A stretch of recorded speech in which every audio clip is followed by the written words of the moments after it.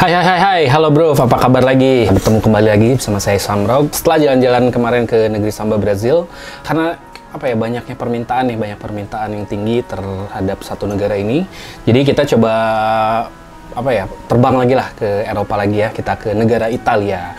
Nah, dimana kita nanti akan coba lagi nih bahas lagi tentang sejarahnya, kemudian geografinya, sosiokultur ya, terutama lagi ya, apalagi kalau bukan sepak bolanya gitu ya. Jadi kita coba berangkat aja yuk ke negara Italia. Yang pertama kita coba bahas tentang letak geografis dari Italia itu sendiri. Nah, negara Italia sendiri berada di benua Eropa, di mana berada di wilayah Eropa Selatan, tepatnya itu ada di sekitar Laut Tengah atau Mediterranean Sea.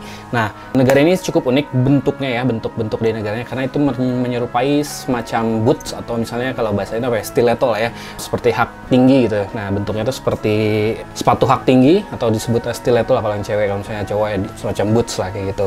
Kemudian tepatnya tadi berada di Laut Tengah atau Mediterranean Sea, dan terdapat beberapa pulau besar di situ, di mana ada Pulau Sardinia, kemudian ada Pulau Sisilia, termasuk beberapa pulau lainnya yang berjumlah kurang lebih sekitar 350 pulau lah ya di negara Italia ini. Nah, kemudian untuk batas-batasnya sendiri nih ya, untuk batas-batas sendiri di wilayah utara itu berbatasan dengan pegunungan Alpen, kemudian ada negara Austria, negara Swiss, kemudian negara Prancis di agak sedikit barat. Nah, kalau untuk di baratnya sendiri itu berbatasan dengan melintang ya, pegunungan Apennina namanya. Nah, pegunungan Apennina ini melintang dari utara sampai selatan, itu berada hampir di barat menuju ke tengahnya dari si negara Italia. Lalu ada negara Prancis di wilayah baratnya, kemudian di nyebrang sedikit ke lautnya itu ada namanya Pulau Korsika. Nah, kemudian di baratnya lagi, ya maksudnya masih di daerah barat, itu ada beberapa laut, antara lain Laut Tirrenia dan Laut Tengah justru ya, gitu. Kemudian berangkat ke wilayah selatan, untuk batas-batasnya itu ada Laut Ionia, karena berdasarkan dengan Yunani di wilayah selatan. Kemudian ada Selat Sisilia yang memisahkan antara Italia daratan dengan Pulau Sisilia. Kemudian ada, kalau nyebrang lagi ke wilayah Afrika, itu ada di negara Tunisia.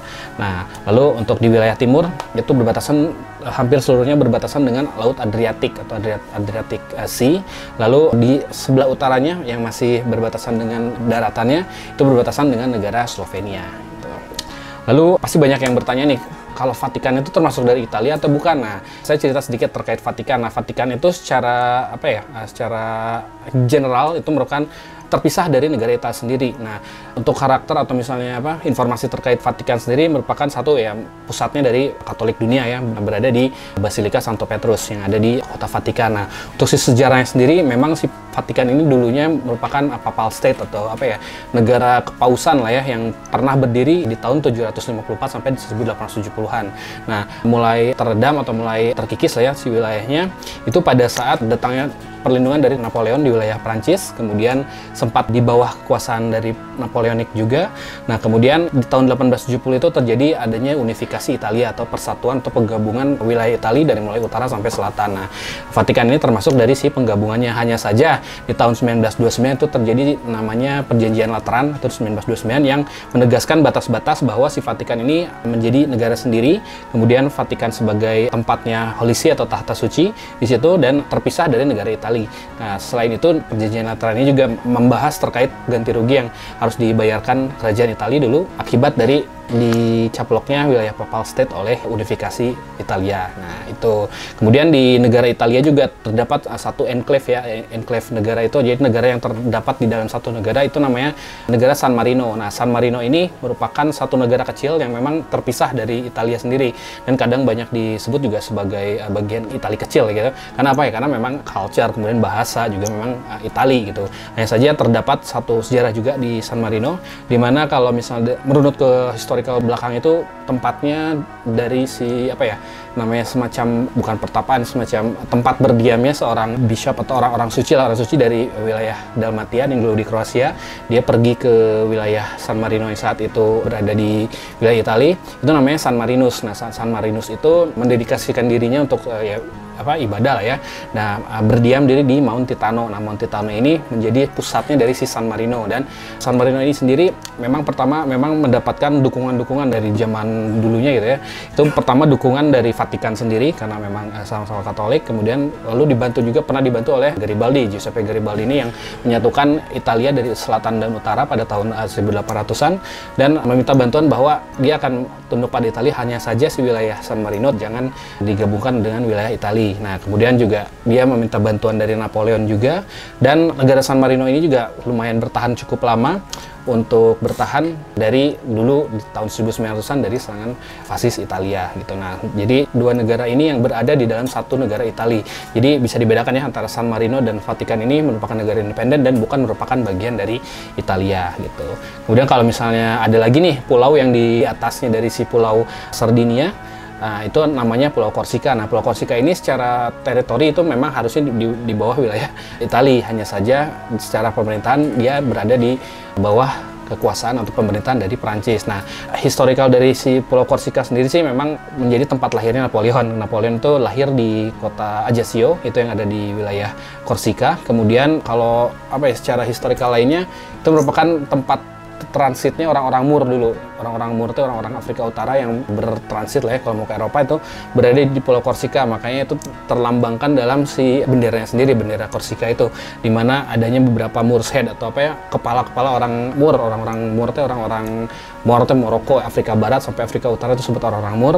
Itu dipakai nanti ada di klub dari AC Ajaccio dan klub Cagliari. Nanti kita bahas di sepak bola ya.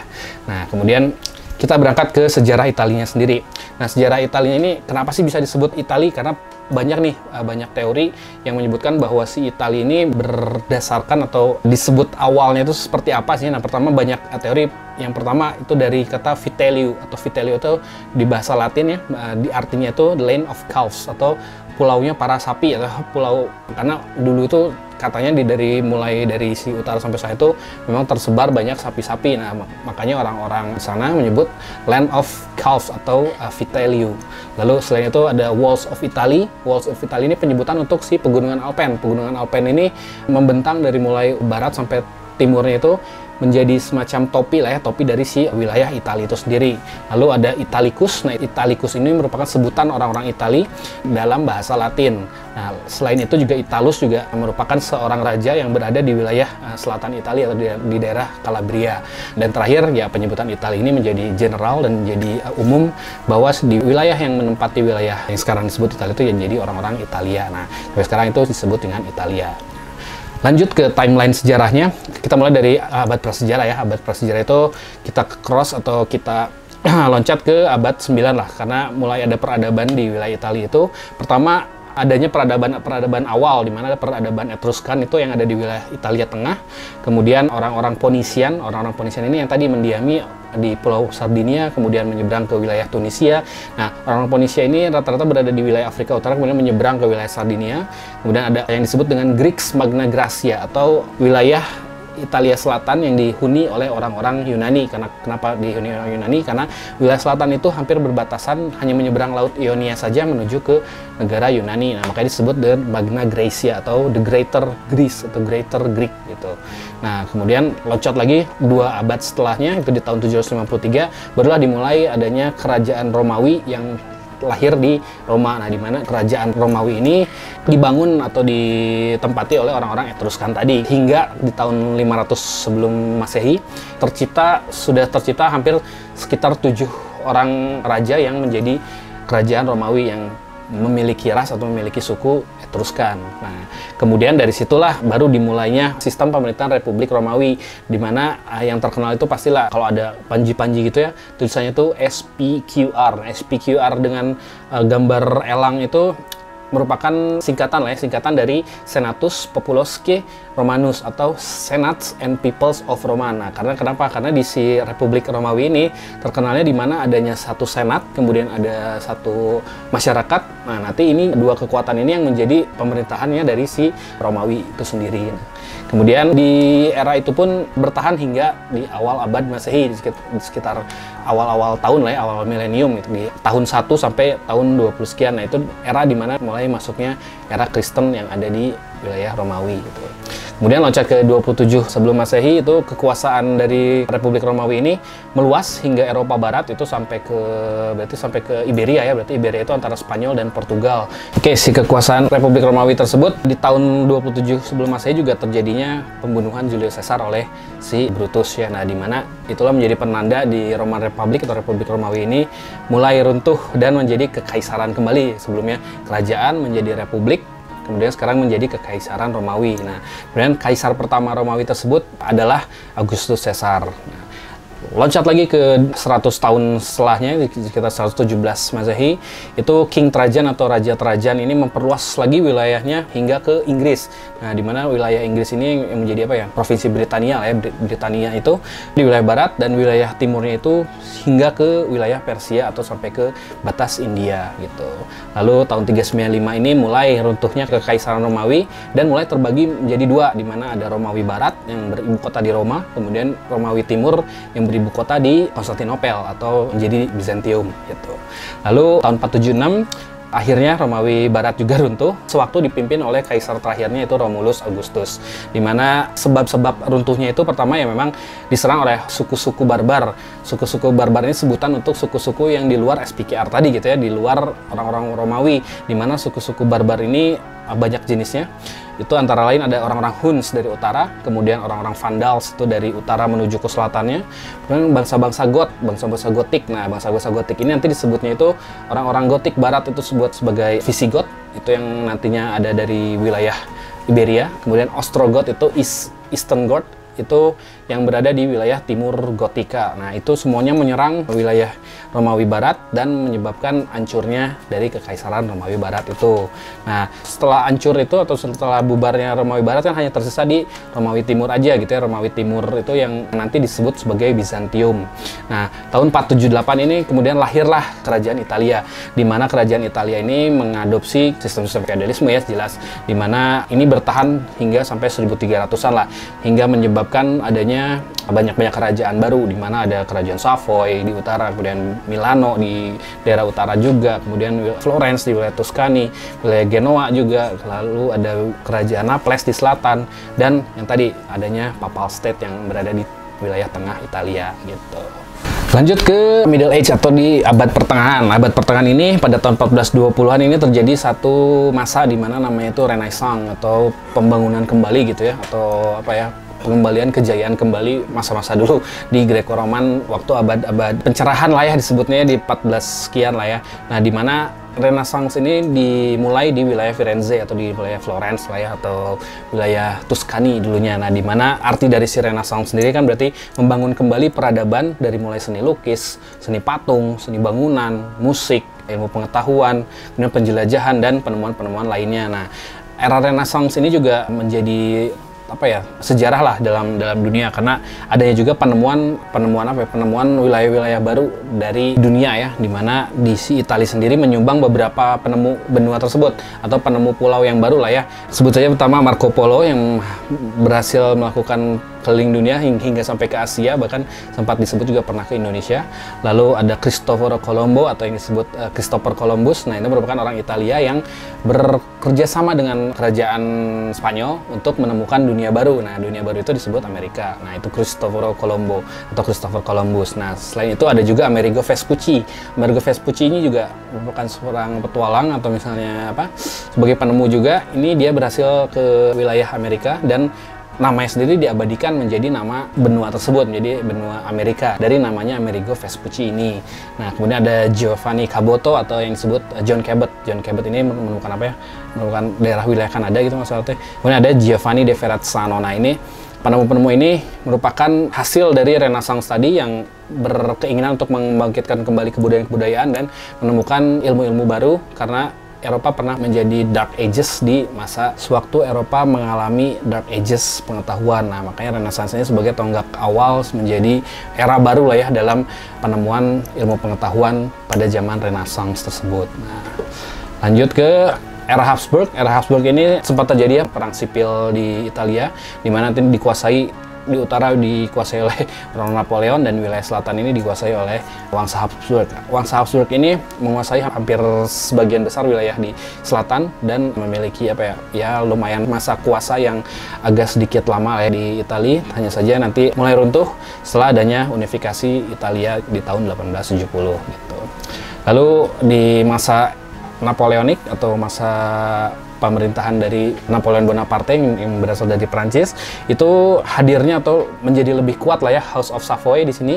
House of Savoy ini suatu keluarga atau dinasti lah di wilayah utara yang nanti kedepannya nanti akan menguasai hampir seluruh wilayah Italia. Kemudian lahir juga Cispadane Republik atau Republik Cispadane. Ini merupakan satu negara boneka buatan Napoleon yang menjadi semacam satelit lah ya, satelit untuk mengawasi kekuasaan Napoleon yang ada di wilayah Italia. Lalu dari si negara Cispadane ini atau Republik Cispadane ini, simbol atau bendera negara Italia yang itu warna hijau putih merah ini berhasil diadopsi dan menjadi simbol negara Italia sampai saat ini gitu. Lalu tahun 1860-an itu terjadi unifikasi Italia atau penyatuan seluruh Italia.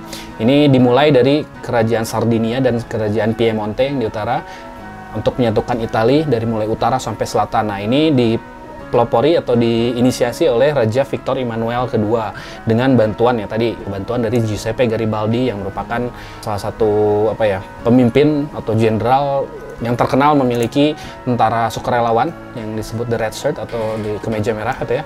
Nah, ini berhasil menguasai Italia dari mulai utara sampai selatan di tahun 1860-an gitu.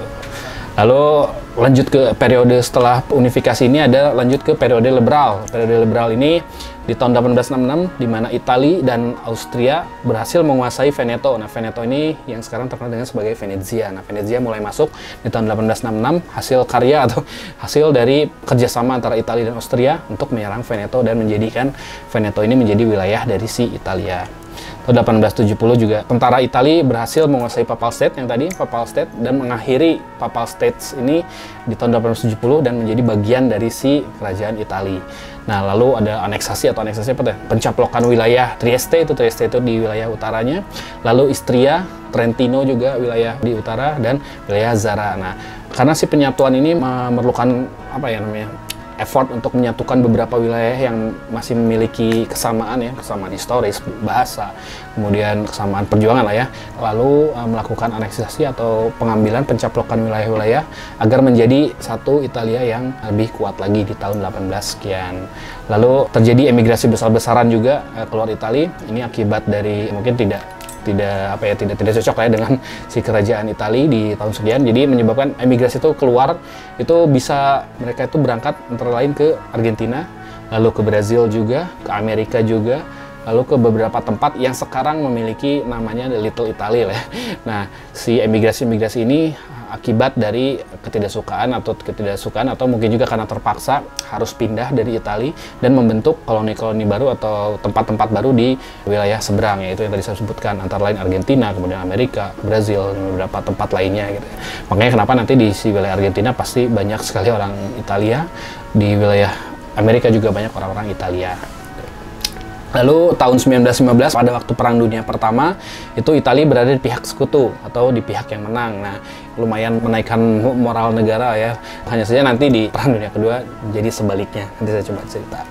Nah, lanjut ke 1922 sampai 1945 ini eranya rezim fasisme dari Italia sendiri ini dimulai, di mana dipimpin pertama oleh si Benito Mussolini. Tapi sebelum itu saya coba terangkan dulu nih apa sih arti dari fasisme itu atau fasis itu ya. Pertama, fasisme itu adalah paham yang berdasarkan prinsip kepemimpinan dengan otoritas yang mutlak atau absolut, di mana perintah pemimpin dan kepatuhan berlaku tanpa pengecualian. Nah, hal ini menjadi sangat penting dalam ideologi fasis karena ideologi ini selalu membayangkan adanya musuh, sehingga pemimpin dan militer harus kuat dalam menjaga negara. Nah, itu si dasar berpikirnya dulu di negara Italia yang menganut sistem fasisme. Nah, sistem fasisme Italia ini juga berakar dari si nasionalisme Italia itu sendiri. Karena pertama, selain tadi menang di Perang Dunia Pertama itu 1915, jadi juga untuk mencoba menjadikan si negara ini lebih kuat lagi menghadapi pertama agresor atau dia juga ingin menguasai beberapa negara lainnya gitu. Nah, fasisme Italia ini berakar dari nasionalisme Italia dan keinginan untuk merestorasi dan memperluas wilayah Italia yang dianggap penting oleh para fasis, dimana untuk menegaskan keunggulan dan kekuatan bangsa dan menghindari keruntuhan ya. Intinya mah agar lebih kuat, lebih superior lah ya dari si negara-negara lainnya gitu. Itulah dari si fasisme Italia. Nah, tahun 1922 itu Partai Nasional Fasisme itu dipimpin sama Mussolini berhasil menuju ke Roma dan merebut kekuasaan atau menjadi penguasa di wilayah Italia itu tahun 1922. Lalu tahun 1935 dimulai adanya penjajahan di Libya, kemudian penjajahan di Somalia, di Eritrea juga. Itu rata-rata berada di Afrika Timur.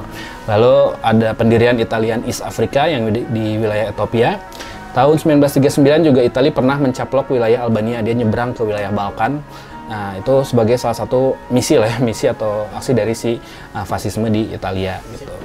Oke, lanjut ke Perang Dunia Kedua di tahun 1941. Nah, Italia ini juga disebut sebagai negara yang netral ataupun agak sedikit berpihak kepada Jerman karena kedekatannya Benito Mussolini dengan si Adolf Hitler sendiri. Nah, melihat kedekatan Benito Mussolini dengan Hitler, banyak yang menjudge bahwa Mussolini merupakan pihak dari Jerman juga gitu ya, atau di berlawanan dengan sekutu lah ya. Nah, di mana di tahun 41 sampai 45 juga merupakan salah satu battlefield-nya dari pertempurannya antara fasis Italia dengan antifasisnya Italia. Nah, di mana terjadinya semacam perang saudara lah ya, perang saudara yang terjadi di Italia, di mana banyaknya korban itu ya selain di fasisme Italia juga di antifanya juga. Nah, ini juga berhasil tercipta lah bahkan dua lagu yang terkenal gitu. Antara lain pertama Bandiera Rossa atau The Red Flag dan satu lagi Bella Ciao. Nah, Bella Ciao ini bercerita tentang partisan antifasisme yang berjuang melawan dari fasisme Italia di bawah pimpinan Mussolini gitu.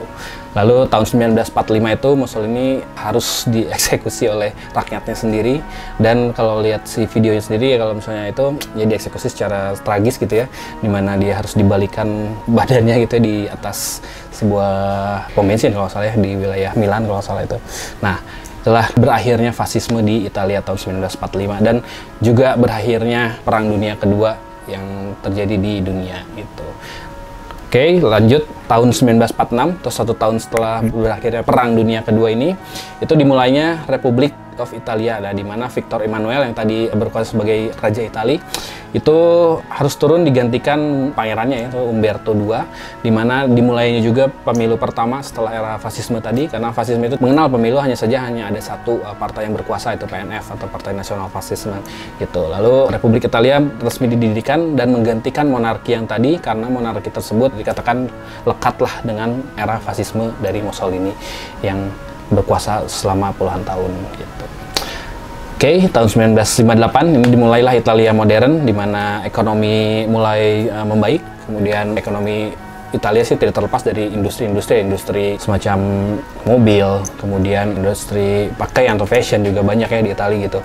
Nah, selain itu juga Italia juga terkenal sebagai pendiri dari NATO atau North Atlantic Treaty Organization untuk Pakta Pertahanan Atlantik Utara, lalu pendiri juga dari European Union atau Uni Eropa gitu.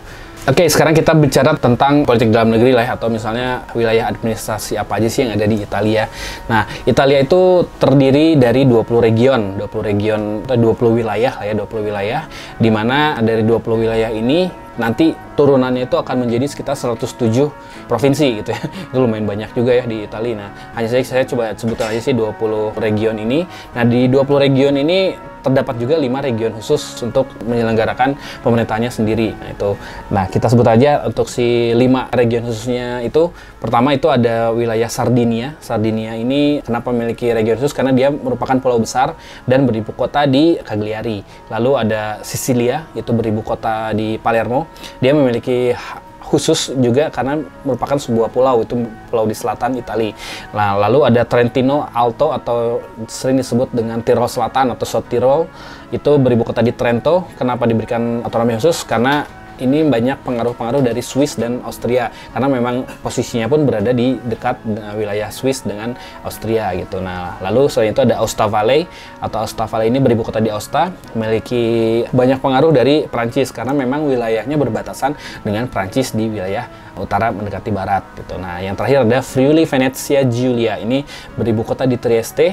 Ini memiliki otonomi khusus karena dia berada di utara, kemudian ingin memisahkan dirinya itu agak sedikit besar gitu ya, orang-orang Friuli, Venezia, dan Giulia ini. Karena ya, seperti yang saya sebutkan sebelumnya, karena si Venezia sendiri kan merupakan wilayah caplokan lah ya, wilayah caplokan dari waktu Italia bekerja sama dengan Austria. Nah, kalau untuk si wilayah lainnya, di mana itu Friuli itu yang beribu kota di Udine, dan Giulia itu merupakan satu kesatuan historical wilayah yang berada di utara Italia pada saat itu gitu. Oke, untuk si 15 region lainnya, pertama ada Abruzzo, itu beribu kota di L'Aquila. Lalu ada Apulia atau Puglia, ibu kota di Bari. Lalu ada Basilicata, itu beribu kota di Potenza. Ada Calabria, ibu kota Catanzaro. Ada Campania, ibu kota di Napoli, itu selatan. Ada Emilia Romagna, itu ibu kotanya Bologna.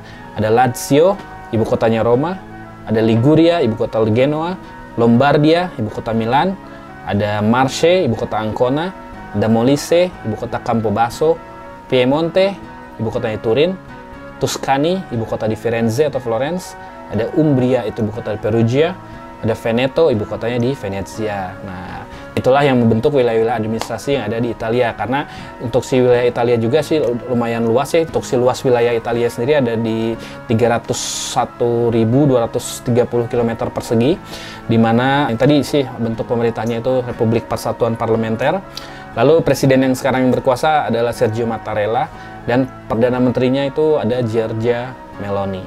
Nah, kalau Italia sih pasti juga terkenal ya, terkenalnya sama mafianya gitu, jelas ya. Mafia Italia ini rata-rata berada di wilayah selatan wilayah Italia.